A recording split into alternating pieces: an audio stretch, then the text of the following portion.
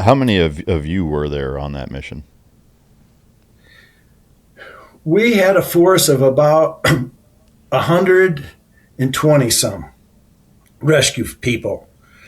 Uh, we had three elements. We had a red element, which was A Squadron, blue, a, a white element, which was B Squadron, the squadron I was in, and we had a blue element, was our security force. Uh, so we had those three elements, about 120 some rescue force. The plan was to could we cut down amount of rescue people to go in and do the mission.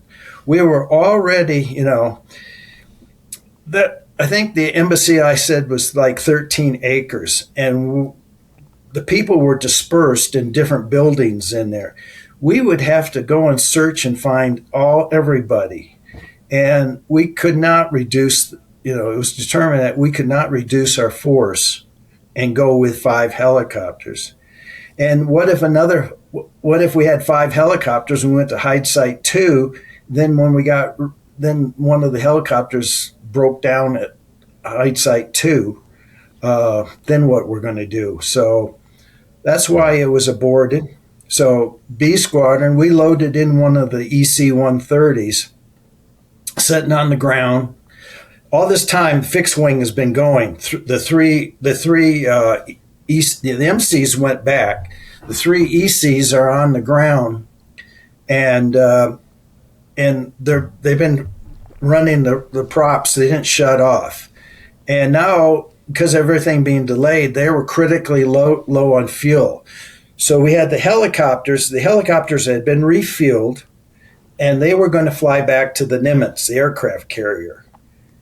So this one helicopter, which was to our left rear, when it landed so hard it flattened all of its tires. So it could not taxi away from us to get out of our way. So it had to lift up. And when it lifted up, it blew up a bunch of sand. And the pilot got vertigo, came around, and crashed into us. So, next thing you know, rotor blades cutting through the top of the EC-130. Then there's an explosion. The external fuel tank that's in the helicopter blows up, and we're covered completely in a fireball. And the cockpit, left front cockpit door is blown in, and nothing but fire comes in. And we don't know what's going on. So we opened up the left rear paratrooper door, and it was nothing but flames coming in. So shut that. Opened up the right rear paratrooper door, and it was intermediate. Flames would sometimes be there and sometimes not. So we just started jumping out, and it was a very quick and orderly. There was no panic. It was a quick and orderly evacuation. But we're on a giant fuel bladder, like a giant water bed moving up and down. Flames are coming into the aircraft. Small arms is starting to cook off. And so I was up near the front. So, I was near the last to get out. And I jumped through and got out, rolled on the ground, got to my knees, and got away. And I could hear hand grenades going off, detonating. And we had 6 Redeye missiles on board for anti-aircraft protection. And they started cooking off and going out, flying out into the desert. So the 5 Air Force crewmen perished in the cockpit. The 3 Marines that were in the cargo compartment of the helicopter perished. The pilot and co-pilot of the helicopter was able to escape out of their cockpit windows. They were badly burned. They had 2nd and 3rd degree burns. When I finally got into another EC-130, I go in there. The pilot and co-pilot are already on the aircraft. They were helped on the aircraft. So the co-pilot was near the front, the pilot was near the ramp, and I get on, and he's burnt badly.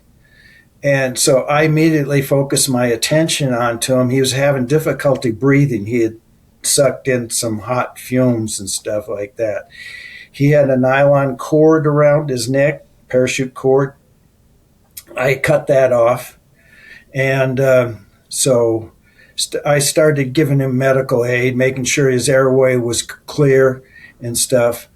Another, Glenn Nickel was doing the same thing with his person that was up front, the co-pilot. So then we finally we left. When we left, we hit a berm on the side of the road. We went up into the air. Then we came down. And then we finally got airborne. And then once we got airborne, they said that we don't know what shape our landing gear is going to be in when we land.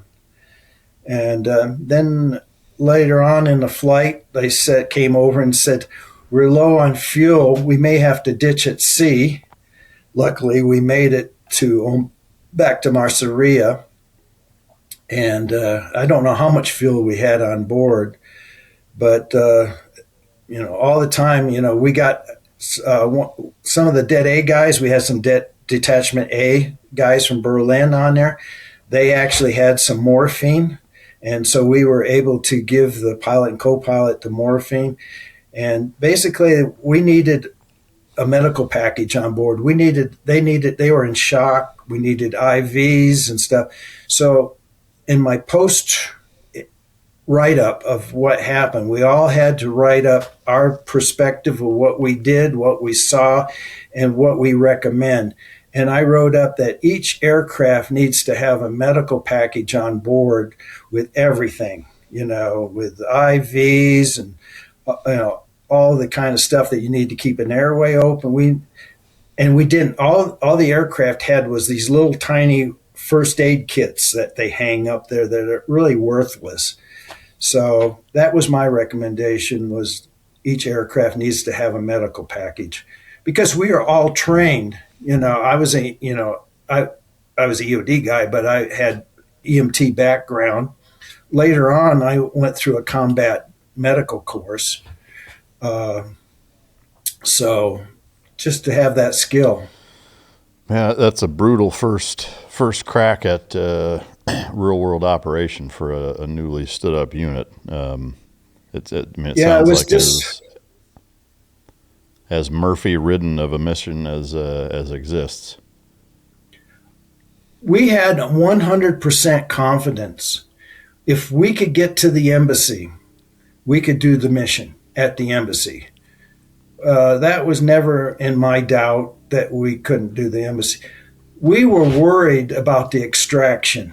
That was what we thought would be the biggest problem. So after we would get the hostages, they would breach a hole in the embassy wall, so we could go across Roosevelt Road to a soccer stadium, and the helicopters would come into the soccer stadium. And we believe that's where the mission would fall apart, whether or not all the helicopters would make it to the soccer stadium or what. So we were prepared that if we got left behind in Tehran, that each team had an E&E plan, escape and evasion plan. We had E&E kits sewn into our fatigue jackets, which were dyed black. And I had $5,000 in U.S. money, and I had $5,000 in Iranian money. I also had a kit that I could hot wire vehicles. Before we went in there, we had training on hot wiring how to steal vehicles and hot wire them, and which vehicles are the best ones to steal. If we had to work E&E out, if it took me six months to get out of Iran, I was prepared for that. Wow. Man, that's incredible. It again, just really such a special occasion to be able to hear, the firsthand account of a mission that I've heard so much about my entire career and life.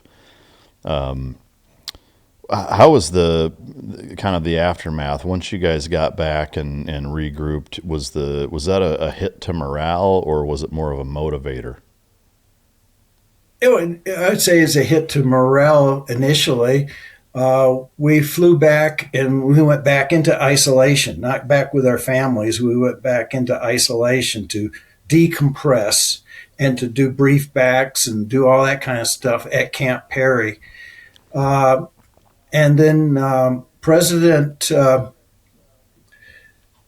Carter and his national security advisor, Brzezinski, they flew into Camp Perry and met with each of us and shook our hands, thanked us for attempting to rescue the hostages, and that was a pretty big deal, you know. Yeah. And Wow. but yeah, so and then it became a motivator, you know. And of course, once JSOC formed up, so that we would have it'd be a joint effort. We would have all these special ops aircraft and people, and we do quarterly exercises, joint readiness exercises. We do emergency deployment. One of my jobs when I left the unit and went to JSOC. So my 7 years in JSOC, I was still assigned to the unit, but I was duty at JSOC. So my first JSOC duty was I was the exercise sergeant major. So for in charge of helping plan joint readiness exercises, I'd go out and scout areas that potential areas to do exercises in, and then when we would do a JRX joint readiness exercise, I would end up on the ranger site. So I was the Hmm. safety. I was the safety person during the exercises at the ranger site to make sure Oh everybody wow. stays safe. Yeah, that's amazing. Between um, the the Iranian hostage rescue mission and your time as the exercise planner, there was also Urgent Fury in Grenada that Mhm. kind of went south too. But you were Yeah, I on did. that mission, ready to go. Can you walk us through Yeah, that experience? yeah. Well, before Urgent Fury, I was on another mission before Urgent Fury. Between the two, I was went into Sudan. Oh, really? So yeah, this mission's not. I haven't really told this mission much about going into Sudan. What happened is the vice president of Sudan came to the United States. One of the things asked for was a team to go to Sudan to evaluate the security of the president of Sudan. President of Sudan was a guy named Numari at that time. So myself and Bud Morgan, two people from Delta, went with another team, and we went over into Sudan. So and did evaluated the president's security of Sudan. My job was to look at the EOD folks in Sudan, the Army EOD folks that they have. The Army EOD folks in Sudan were trained by the Brits. So I went into Sudan and I started, to create a VIP EOD support to the president of Sudan. So I went with the Sudanese EOD and spent time with them to learn how they operated.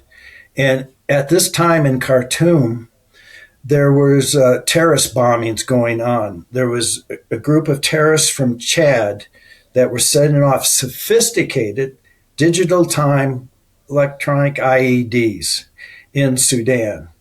And so I worked with them. One time we went to the airport there in Khartoum, and the Sudanese had great intelligence. So we went to the airport, and they they got these two suitcases. We took them to a small room, and they were really heavy, large, like Samsonite type suitcases. They opened them up in this room. Just open up the suitcases. Click. I'm standing there. Click, click. Open up the suitcases. Both suitcases are full of Semtex H explosive and packed full. I told them, I says, if you intercept many more of these, the next time you go click, click, and open a suitcase up, it's going to explode. So anyway, then once they found out my background, my knowledge and different stuff, they had me.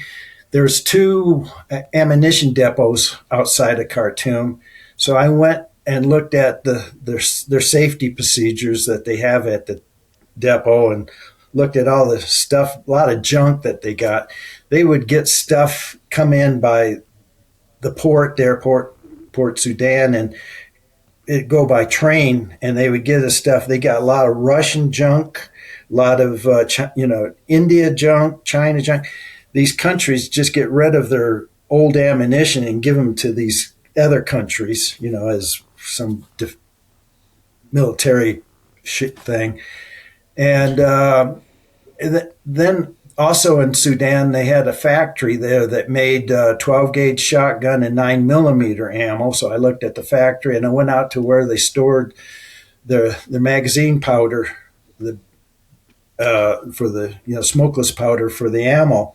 So I go out to this bunker out there, and open up the door of the bunker, and I'm hit with these fumes. The bunker is poorly ventilated.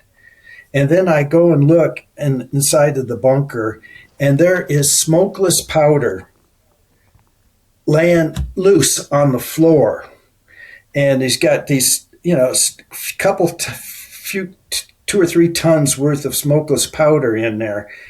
And there is no static electricity protection, because normally you go, in a situation like this, you got to be grounded. There's copper, usually a copper lining the sides of the thing, and then you wear a harness that you connect to the copper, so you ground yourself from static electricity. These things were powder on concrete floor, standing on metal pallets, I'm like, I go in there and I look at this stuff, and it's all hot, the fumes, and I just see this thing going up in a flash. And, so I told him about all this, it's just, that's not a way to store the stuff. It's an accident waiting to happen. And then I went back into Sudan the second time and brought in equipment, and I trained the Sudanese EOD and set up a VIP thing. And then later, Numari, the president, went to Egypt.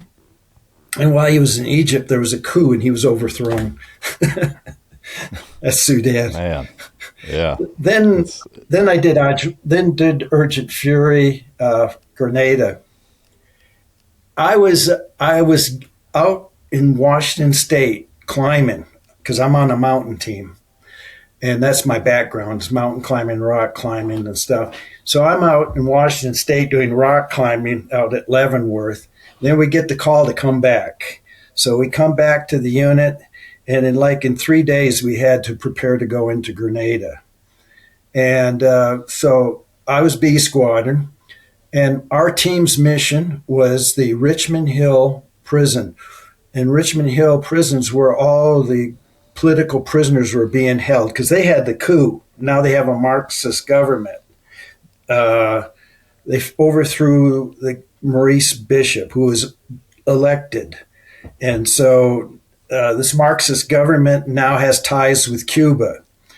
And there's Cuban engineers in Grenada, and they are at the Salina airfield. They're enlarging the airfield for MiG aircraft, but they're saying they're enlarging for make bigger for tourism.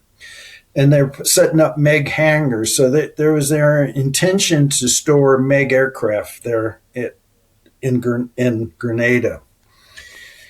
And they took Maurice Bishop out and executed him. They to this day, they don't know where his body is. So that was our unit's mission, was Richmond Hill, the political prisoners. SEAL Team 6 had 2 missions. One was the British Governor General, Scoones, he was under house arrest at his residence. The other SEAL Team 6 mission was the radio station, so that they, by capturing the radio station, would prevent them to communicate broadcast to their forces. So those were the three missions. These medical students were not a priority. I can honestly, even though we were told by President Reagan that we were concerned for the safety of the medical students, I can tell you they were not in any harm's way. The medical program on Grenada is their medical school is a cash cow. It's a major economic source for them, and they weren't going to disrupt that, and so that mission was given to the Rangers to round up the medical students, and frankly, we had no idea where they were located. When the Rangers did find one group of medical students, then the medical students told them where another group of medical students were. But our mission was to free the political prisoners and to help reestablish the government of Grenada. So we were supposed to go in before first light. We had 8 helicopters. Delta had 6 helicopters. These are the MH-60s, the 160 Special Operation Aviation Regiment. So we had these 8 helicopters. We had 6 of them. The SEALs had the last 2, number 7 and 8. We were going in together, and we were delayed. The reason we were delayed is that the Marines were doing an amphibious assault on the north side of the island to capture Pearl's airfield. The Marines do not do any nighttime assault. So the reason we were delayed is because they didn't want to alert the Grenadians that we were invading the island. That's why we were delayed. It doesn't make sense to me, because if we went in before first light, we would have been the perfect diversion for the Marines. They would say, and then they would concentrate towards us. But anyway, we were delayed. How did that factor into us is that, well, first of all, we were over the water. We were listening to Radio Grenada when we were over the water. And we weren't even there yet. And they said the invasion of Grenada has begun. Grab your rifles and go to the beaches and meet the Americans. This is what they knew. We were coming. They were ready for us. And then when we get over the prison, stuff. They, of course, well, first when we fly over the beaches. We fly over the beaches, and the people are lined up on the beaches waving at us, and you could hear a pop here and there, but the people were on the beaches waving as we came in. So when we came in, we had no air support, no AC-130 gunship. Now, the AC-130 gunship was on station when we were supposed to be there at a certain time before first light. But so the AC-130 was in orbit and then had to pull off orbit to get refueled. And then when we came in, we had no air support. Nobody told the gunship. It was delayed. There was so much miscommunications, and each force couldn't communicate with each other. That was the biggest problem. General Schwarzkopf was the ground force commander on the flagship. This was an admiral was in charge of the whole operation. And of course, General Schwarzkopf was a conventional guy. General Schwarzkopf, I can flat tell you, did not like special operations. He disdained special operations. Oh yeah. Why did he was even in Desert Storm? Yeah, he was reluctant to even use special operations in Desert Storm. Do you know why? Yeah. Why he didn't like it? So he's just a conventional Army guy. Yeah. And yeah, so I don't know, he developed a distaste for special operations and special forces. Uh, so we got shot up. They had so when we went in there, 6 aircraft now, we had fast ropes, the first use of fast ropes, and 90-foot fast ropes. And above Fort Frederick is above Richmond Hills Prison is Fort Frederick. So it overlooks the prison. And they mounted some ZSU 23s, the Cubans did, some twin ZSU 23s up there. They had also some 12.7s up there. And so when we came in, they unloaded on us. We were being hit with 23 millimeter, 12.7, and 7.62 ammunition. They were just shooting at us. And had we, in my mind, if we had 6 Huey helicopters, all of us would have crashed.